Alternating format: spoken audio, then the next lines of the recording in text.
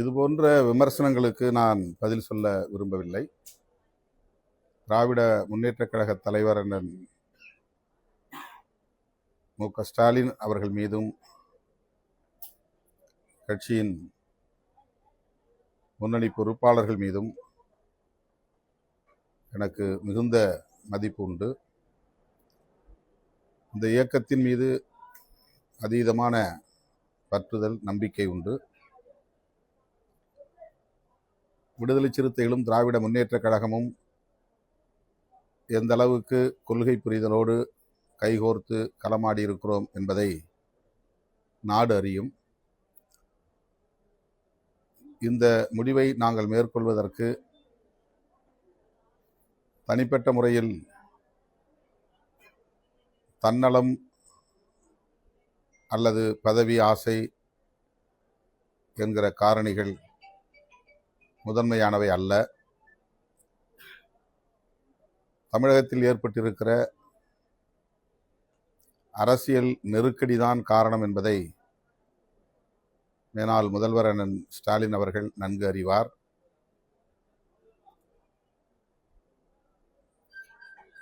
நாங்கள் இப்படி ஒரு முடிவை எடுக்க இருக்கிறோம் என்பது குறித்து அவரிடத்திலே வெளிப்படையாக நாங்கள் மனம் திறந்து பேசியிருக்கிறோம்.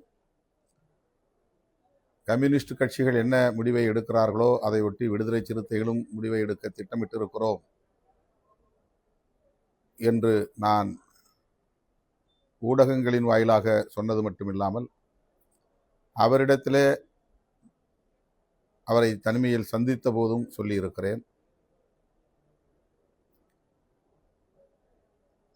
தனிநபர் தேவைகளுக்காக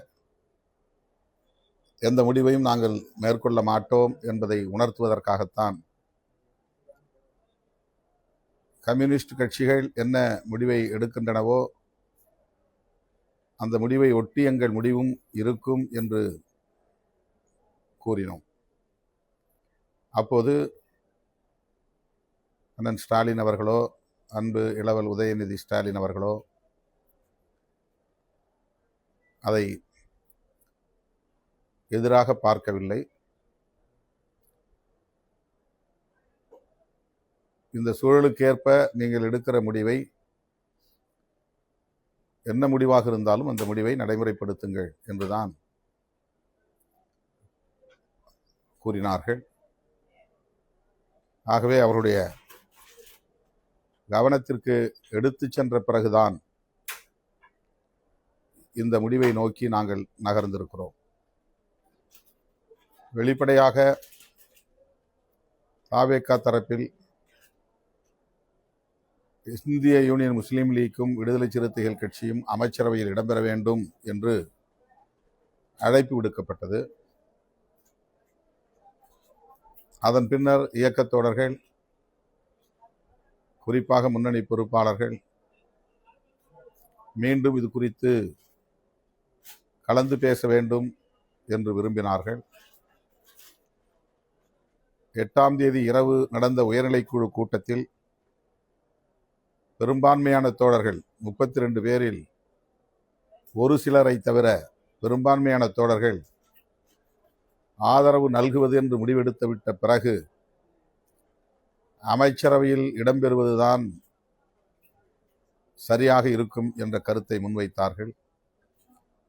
ஆனாலும் நான் கட்சியின் தலைவர் என்கிற முறையில் பொதுச் செயலாளர்களோடு மீண்டும் பேசிவிட்டுத்தான் முடிவை எடுப்பேன். அந்த முடிவு என்னவாக இருந்தாலும் நீங்கள் ஏற்றுக்கொள்ள வேண்டும் என்று அந்த இணைய வழி உயர்நிலை குழு கலந்தாய்வு கூட்டத்தில் கூறியிருந்தேன். அதன்படி 9ஆம் தேதி நண்பகல் வேளையில்தான் நாங்கள் 3 பேரும் ஓரிடத்திலே சேர்ந்து பேசுவதற்கான சூழல் உருவானது. அதேபோல வெளியூர்களில் இருந்து சட்டமன்ற உறுப்பினர்களும் நண்பகல் 1 மணிக்கு மேல்தான் வந்து சேர்ந்தார்கள். அந்த கூட்டத்திலும் கூட அமைச்சரவையில் இடம்பெற வேண்டும் என்ற கருத்து மேலோங்கியது என்றாலும் நான் வெளியிலிருந்து ஆதரவு நல்குவது என்பதை வலியுறுத்திய நிலையில் 2 பொதுச் செயலாளர்களும் அதற்கு உடன்பட்டு தான் 9ஆம் தேதி 4:45 மணி அளவில் எமது கட்சியின் தலைமையகத்தில் நான் ஊடகவியலாளர்களை சந்தித்த போது, ஆட்சி அமைப்பதற்காக மட்டுமே எங்கள் ஆதரவை நல்குகிறோம் என்ற கருத்தை பதிவு செய்தேன். அதன் பிறகு இயக்கத் தோழர்கள் இந்த முடிவை மறுபரிசீலனை செய்ய வேண்டும் என்று தொலைபேசி வாயிலாகவும் வாட்ஸ்அப் மூலமாகவும் கருத்துக்களை பகிர்ந்து கொண்டே இருந்தார்கள். அப்படி ஒரு சூழலில்தான் தவேகா தரப்பில் வெளிப்படையான அழைப்பு வந்தது. அந்த அழைப்பை மறுதலிக்க கூடாது, தவிர்க்கக்கூடாது,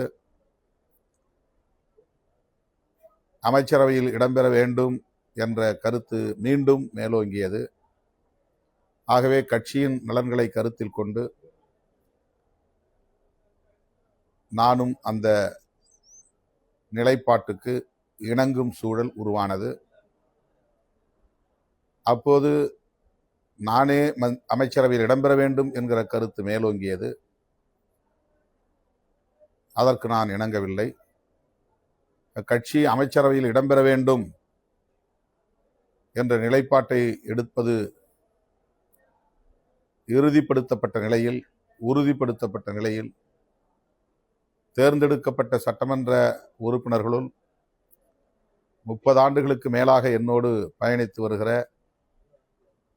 இயக்க பணிகளில் தீவிரமாக முனைப்பாக பணியாற்றி கொண்டிருக்கிற, கட்சியின் மூத்த பொறுப்பாளராக, துணை பொதுச் செயலாளராக பணியாற்றி கொண்டிருக்கிற வன்னியரசு அவர்களை பரிந்துரைப்பதுதான் சரி என்று நான் முடிவு செய்தேன். இயக்கத் தோழர்களின் ஒப்புதலை பெற்றேன். அதன் அடிப்படையில் நாங்கள் இணைந்திருக்கிறோம். இதில் மேற்கொண்டு கருத்து சொல்வதற்கு எதுவும் இல்லை.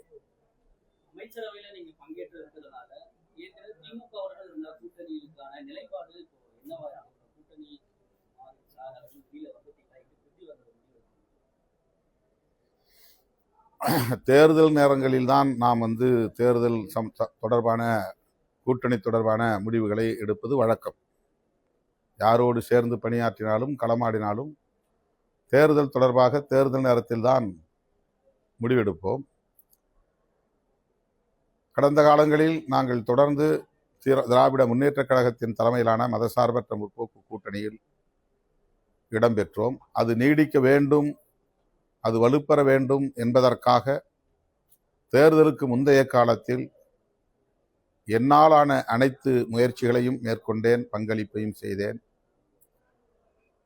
என்னை ஒரு துருப்புச் சீட்டாக பயன்படுத்தி திராவிட முன்னேற்றக் கழகத்தின் தலைமையிலான மதசார்பற்ற முற்போக்கு கூட்டணியை சிதறடிப்பதற்கு பல முனைகளில் இருந்தும் பல தரப்பினர் பல்வேறு முயற்சிகளை, பகீரத முயற்சிகளை மேற்கொண்டார்கள். அதற்கு கிஞ்சித்தும் இணங்காமல் நான் உறுதியாக நின்று திராவிட முன்னேற்றக் கழகத்தின் தலைமையிலான மதசார்பற்ற முற்போக்கு கூட்டணியை பலவீனப்படுத்த ஒருபோதும் நான் இடம் தர மாட்டேன் என்பதை நடைமுறைப்படுத்தி காட்டினேன். இதில் யாரும் மாற்று கருத்து சொல்ல முடியாது, எதிர்கருத்தை சொல்ல முடியாது. அந்த அளவுக்கு தேர்தலுக்கு முன்பு ஒரு 2 ஆண்டு காலம் என்று சொன்னால் மிகையாகாது, 2 ஆண்டுகளாக தொடர்ந்து என்னை குறிவைத்து சமூக ஊடகங்களில் விவாதித்தார்கள். என்னை குறிவைத்து சாதிய மதவாத சக்திகள் காய்களை நகர்த்தினார்கள், எமது உணர்ச்சிகளை தூண்டினார்கள், திட்டமிட்ட அவதூறுகளை பரப்பினார்கள், ஆத்திரம் ஊட்டினார்கள். எதற்கும் நாங்கள் மசியவில்லை, இணங்கவில்லை. திமுக கூட்டணி வலுவாக இருக்க வேண்டும், மீண்டும் வெற்றி பெற வேண்டும் என்பதற்காக எந்த அளவுக்கு திமுக தலைவருக்கு என்னால் உறுதுணையாக இருக்க முடியுமோ அந்த அளவுக்கு நான் உறுதுணையாக இருந்திருக்கிறேன். அதன் பின்னர் இந்த கூட்டணியை, தேர்தல் முடிவுகளுக்கு பின்னர் இந்த கூட்டணியை என்னால் காப்பாற்றும் அளவுக்கான வலிமை இல்லை. காங்கிரஸ் எடுத்த முடிவை தடுக்கிற வலிமை எனக்கு இல்லை. கம்யூனிஸ்ட் கட்சிகள் எடுத்த முடிவை நிறுத்த எனக்கு வலிமை இல்லை. அதேபோல இந்திய யூனியன் முஸ்லீம் லீக் கட்சியின் நிலைப்பாட்டுக்குள் என்னால் தலையீடு செய்ய முடியாது. இன்றைக்கு சமூக ஊடகங்களில் விவாதிக்கக்கூடியவர்கள் மீண்டும் என்னை மட்டுமே குறிவைத்து கடுமையான விமர்சனங்களை, அவதூறு கணைகளை ஏவுவது ஏன் என்று என்னால் விளங்கிக் கொள்ள முடியவில்லை.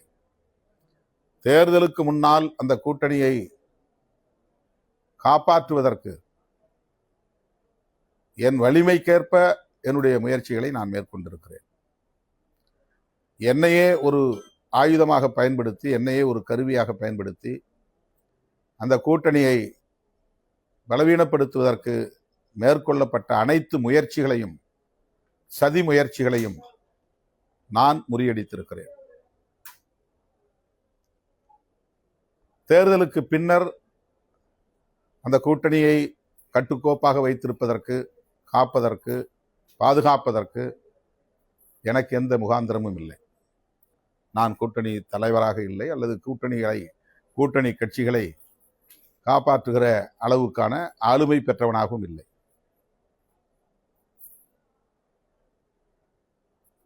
தேர்தல் முடிவுகள் வந்த கையோடு காங்கிரஸ் எடுத்த முடிவு, அதனை ஒட்டி அடுத்து நிகழ்ந்த அரசியல் காட்சிகள், இவையெல்லாம் நேர்மையாக சிந்திக்கக்கூடிய அனைவருக்கும் என்ன என்பது தெரியும். நாங்கள் அவசரப்பட்டு விடவில்லை, அவசரப்படுத்தினார்கள்.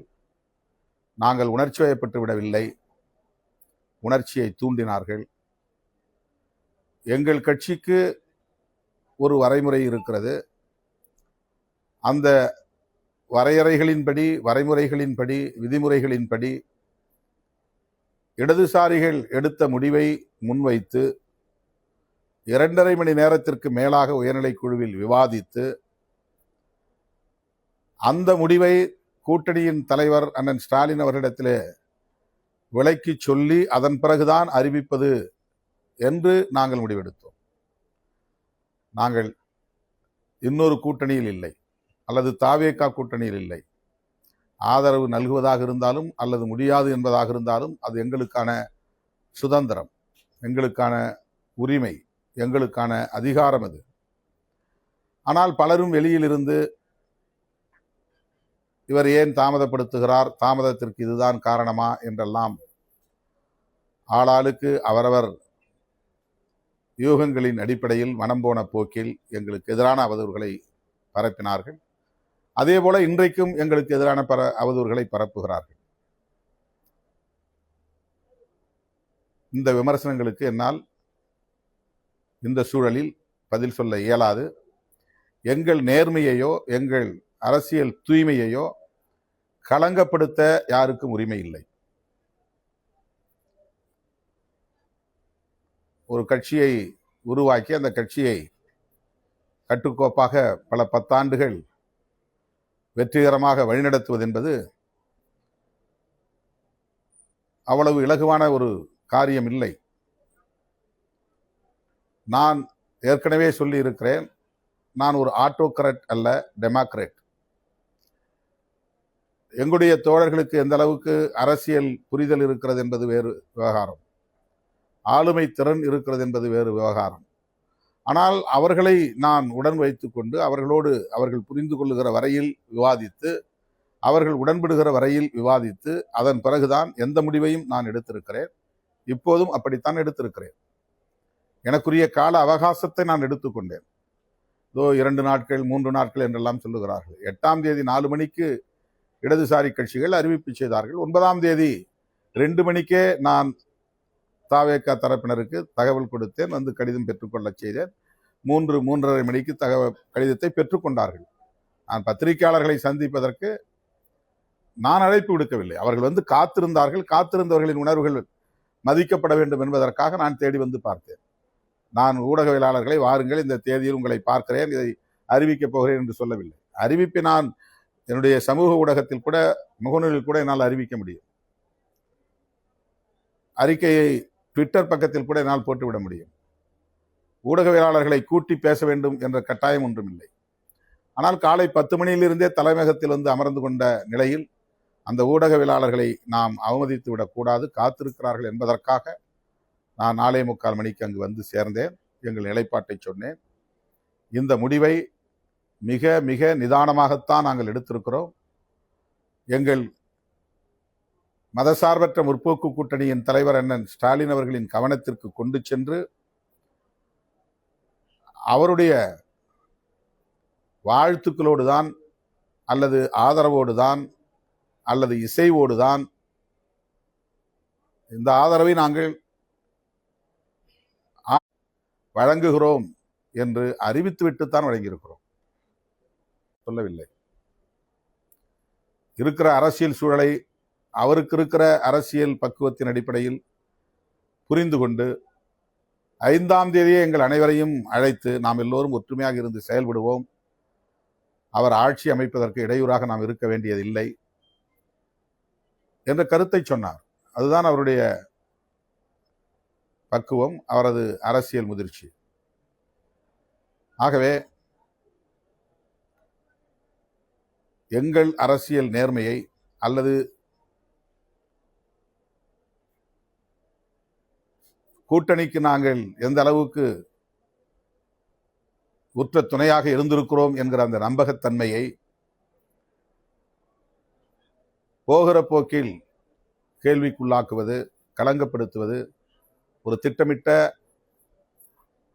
அவதூறு. விடுதலை சிறுத்தைகளின் வளர்ச்சியை பிடிக்காதவர்கள் தொடர்ந்து காலம் காலமாக எங்களுக்கு எதிராக காழ்ப்புணர்வை கக்கிக் கொண்டிருக்கிற கும்பல் திரும்ப திரும்ப இதை செய்து கொண்டிருக்கிறது. எனவே இது குறித்து நாங்கள் மேற்கொண்டு கருத்து சொல்ல விரும்பவில்லை. முதலமைச்சர் விஜய் வந்து உங்களை தனிப்பட்ட பெரிய மரியாதை வச்சிருக்காரு. ஒவ்வொரு இடமே நம்ம பார்க்குறோம். முதல் மாநாட்டில் கூட உங்களை தான் வெளிப்படையா அழைச்சாரு.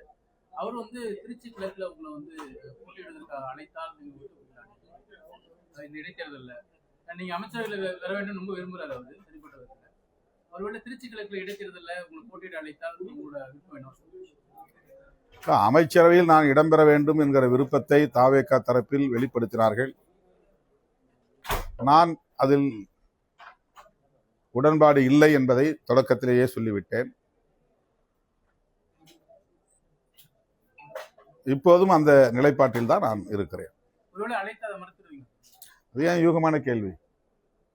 எல்லாமே யூகமான கேள்வியை கேட்டு யூகமா பதில் சொல்லி அதை நீங்க வந்து திசை திருப்பி திரிபுவாதம் செய்து அவதூறு பரப்புவது தான் வழக்கமாக இருந்து கொண்டிருக்கிறது. யூகமான கேள்விகளுக்கு இங்கு இடமில்லை. காங்கிரஸ் வந்து நாடாளுமன்ற தேர்தல், அடுத்து உள்ளாட்சி தேர்தல் எல்லாத்துலயுமே வந்து தாவேகாவுடன் கூட்டணி அப்படின்றத வந்து அவங்க அந்த முடிவை எடுத்துட்டாங்க. நாங்க அப்படி இந்த முடிவை நாங்க எடுத்தது, இடதுசாரிகள் எப்படி வெளியிலிருந்து ஆதரவு தெரிவிக்கிறார்களோ அதை போல்தான் நாங்களும் ஆதரவு தெரிவிப்பது என்ற முடிவை எடுத்தோம். ஆனாலும் அரசியல் சூழலுக்கு ஏற்ப இந்த முடிவையும் நாங்கள் எடுக்கும் நிலைக்கு ஆளாகி இருக்கிறோம், அவ்வளவுதான். எதையுமே நான் உங்கள்கிட்ட பேசல. அப்புறம் திரும்ப ஒரு யூகமான கேள்வி எதுக்கு? அது தேர்தல் வரட்டும், தேர்தல் நேரத்தில் பேசலாம்.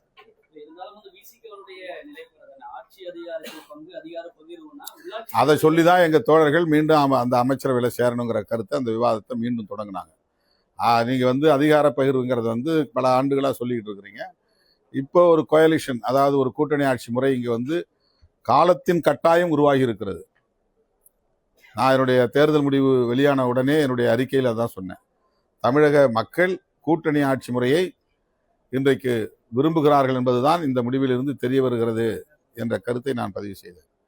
எனவே தலைவர் சொன்னதை நடைமுறைப்படுத்துங்கள் என்று எங்கள் இயக்கத்தின் முன்னணி பொறுப்பாளர்கள் அந்த விவாதத்தை மறுபடியும் தொடங்கி, கட்சியின் முடிவுக்கு தலைமை கட்டுப்படுவதும் ஒரு ஜனநாயகத்தின் ஒரு அம்சம்தான். எப்படி தலைவர் எடுக்கிற முடிவை கட்சி கட்டுப்பட்டு நடைமுறைப்படுத்துகிறதோ அதே போல கட்சியில் உள்ள பெரும்பான்மையான தோழர்கள் எடுக்கிற முடிவுக்கு தலைமை உடன்படுவது என்பதும் ஜனநாயக கூறுகளுள் ஒன்று.